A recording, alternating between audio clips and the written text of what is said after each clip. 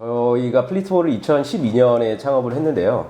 저희가 창업했던 이유는 언어의 기술이 분명히 미래에 발전할 거다라고 생각을 했고, 그 발전하는 기술에 꼭 필요한 게 무엇인가에 대해 생각을 해봤는데, 언어 기술이 발전하기 위해서는 데이터가 반드시 필요하다라고 생각을 했고, 그 데이터를 모아서 언어 기술을 개발하는 회사들에게 공급할 수 있겠다 하면 좋은 생각이 들었습니다. 또 그걸 이용해 가지고 뭐 사어라든지 혹은 미래에 진행될 언어 같은 것도 예측할 수 있을 거다라고 생각을 했고요. 그런 이유로 2012년에 플리토를 창업하게 되었습니다.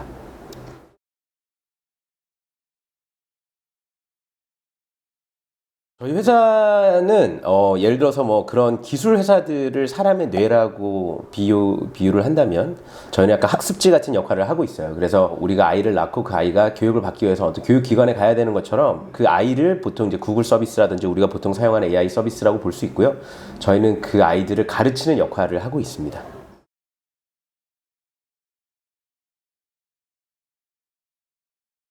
저는 지금 와서 드리는 말씀은 아니고, 제가 2012년 이후로 계속 인터뷰했던 내용 보면은 절대 통번역 쪽은 기계로 대체되지 않을 거다 이런 얘기를 했던 적이 있어요. 그거는 매년 제가 얘기를 했었거든요.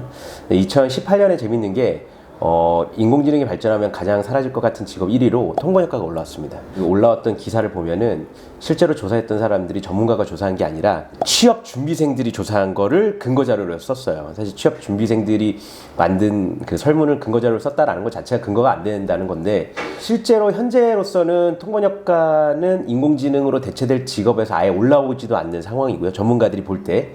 그 이유는 이 통번역이라는 영역 자체가 많은 부분이 기술에서 충분히 도움을 받을 수는 있지만 인간의 영역을 대체할 수는 없다라는 것들이 기술을 개발하는 사람들한테도 어느 정도 검증이 되어 있습니다. 그렇기 때문에 통번역 쪽은 사실 이 기술을 통해 가지고 언어 장벽이 많이 낮아졌다라고 보거든요.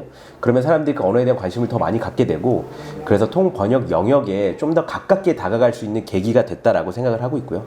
현재도 사실 통번역 시장은 더 발전을 하고 있는 상황이고, 다만 통번역 시장에서 뭐가 필요하냐면 자기만의 분명히 능력은 되게 많이 필요하겠죠. 그러니까 자기만의 분야라든지 자기만의 어떻게 보면 그 특장점들이 필요할 겁니다. 그게 없는 통번역가들은 분명히 일반인들이 기계를 잘 사용하면 그 수준까지는 따라잡을 수 있을 거다라고 생각을 해요.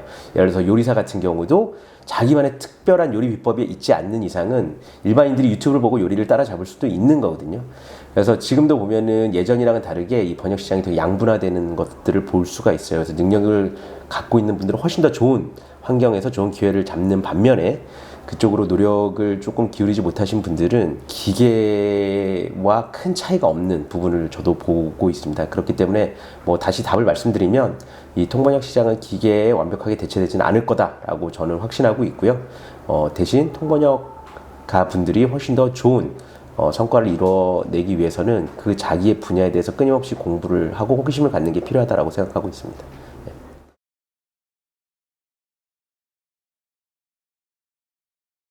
당연히 가장 번역률이 높은 거는요, 기계는 고자원 언어라 그래서 데이터가 많으면은, 인간도 똑같거든요. 공부를 많이 하면 그 언어를 잘하는 것처럼 데이터가 많으면 잘 이해할 수 있게 돼 있어요. 그래서 지금 데이터가 가장 많은 언어는 여러분들 아시다시피 영어가 데이터가 제일 많고요. 한국 같은 경우는 작은 나라지만 저자원 언어로 분류되어 있지 않습니다. 왜냐하면은 뭐 북한까지 포함을 하면 상당히 많은 사람들이 언어를 사용하고 있고, 또 정부에서 관심을 많이 가져서 데이터가 많이 만들어져 있어요. 그렇기 때문에 한국어도 번역률이 나쁘진 않습니다.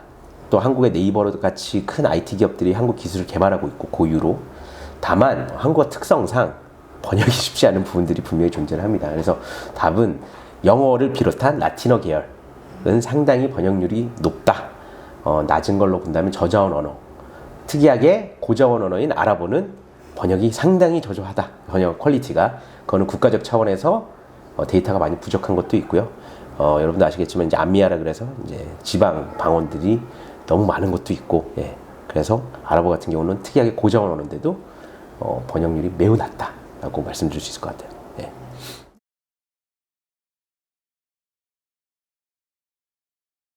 지금 수치로 정확하게 나온 거는 아예 없습니다. 예, 왜냐하면은 이 번역에 있어서 수치를 제공한다는 것 자체가 쉽지가 않아요. 주관성이 상당히 많이 들어가기 때문에. 그래서 뭐 어디에서는 90%까지 따라잡았다, 95%까지 따라잡았다, 뭐 이런 얘기가 나오는데 매우 주관적인 거고요. 이 90%와 95%가 뭐를 갖고 얘기했는지도 안 나오고, 사실 자극적인 기사로 사람들의 관심을 끌기 위해서 그렇게 얘기를 하는데 어떤 언어로 했는지, 그래서 고자원 언어인지 저자원 언어인지 그런 것도 많이 들어가 있고요.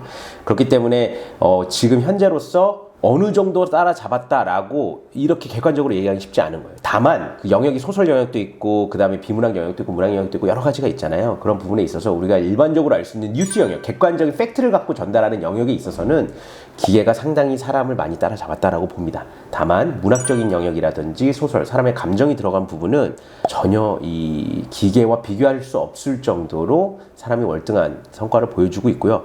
앞으로 그 부분이 대체될 거냐라고 봤을 때는 저는 쉽지 않다고 봅니다. 다만 언론이라든지 학계에서 발표하는 것들은 여러 개 중에서 제일 잘된 것들을 보여주는 경향들이 있어요. 그래서 우리가 그런 걸 볼 때는 상당히 충격을 받고 또 가끔은 기분이 우울해질 수도 있는 상황이지만 현재로서는 그러지 않다라고 말씀드릴 수 있을 것 같아요. 특히 뭐 한국 같은 경우는 주어를 생략하는 부분이 있기 때문에 상황을 인지하지 않고서는 번역을 제대로 전달하기가 쉽지가 않거든요. 그런 것들 역시 현재로서는 기계가 따라잡기는 쉽지 않은 부분입니다.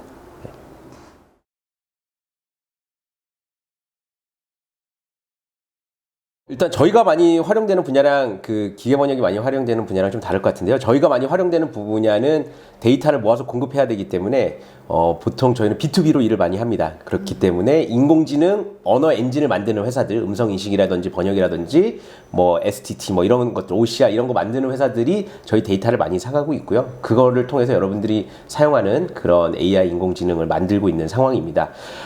번역 AI는 어디에 많이 사용되냐? 그게 질문이라면 번역 AI는 실시간성이 필요하면서 그 다음에 비용을 지불하지 않으려는 사람들이 있는 공간에서 많이 사용이 됩니다. 대표적인 공간이 관광이거든요. 관광을 가는 사람은 어떻게 보면 한 푼이라도 아끼려는 노력을 하게 되지만 번역에 있어서 실시간성은 매우 중요하게 됩니다. 그렇기 때문에 가장 활발하게 사용되는 분야는 당연히 관광이고요. 두 번째로는 실시간성이 되게 중요한 곳은 뉴스 쪽입니다. 왜냐하면 뉴스를 통해 가지고 저희가 투자를 받을 수도 있고 또 투자를 할 수도 있기 때문에 증권회사라든지 혹은 뉴스에 있어서 또 이게 뉴스 기사들이 매우 객관적이고 육하원칙에 따라서 쓰여 있거든요. 그렇기 때문에 자동 번역을 통해서 번역을 하면은 상당히 좋은 결과를 받을 수가 있어요. 그래서 현재로서 그 두 분야에 활발하게 쓰이고 있는 상황이고요. 전혀 사용되지 못하는 분야들은 이제 영화라든지 이제 어떻게 보면 문학 쪽 분야에서는 전혀 사용되지 못합니다. 사용한다 하더라도 매우 우스꽝스러운 결과를 낳을 뿐이고요. 물론 보조의 영역으로는 사용이 되고 있지만 앞으로도 그 영역이 사용되기는 좀 어려울 거다라고 보고 있습니다.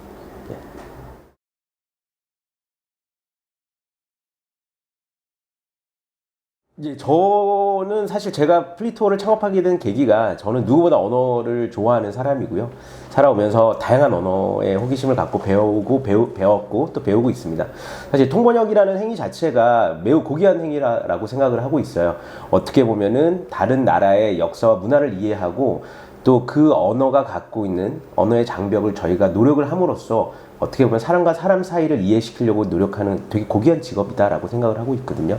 그래서 이 고귀한 영역은 기계에 대체되지 않을 거다라고 저는 확신을 하고 있습니다. 제가 인공지능 분야에서 일을 함에도 불구하고 그렇게 대체되지 않을 거다라고 보는 거는 그 부분이 대체됐다라는 거는 결국에 인간의 감성적인 영역, 고유의 영역이 기계에 지배당했다라고 볼 수밖에 없는 거거든요. 당연히 그런 날이 오지 않았으면 하는 바람도 있는 거고요. 그래서 통번역과 학생분들이 자긍심을 가지고 어떻게 보면 본인들이 하는 행위에 있어서 상대를 도와주고 또 어떻게 보면 선의를 갖고 일을 하고 되게 아름다운 일이기 때문에 그 부분을 잘 발전시켜서 업계에서 또 같이 만나 뵀으면 하는 바람입니다. 감사합니다.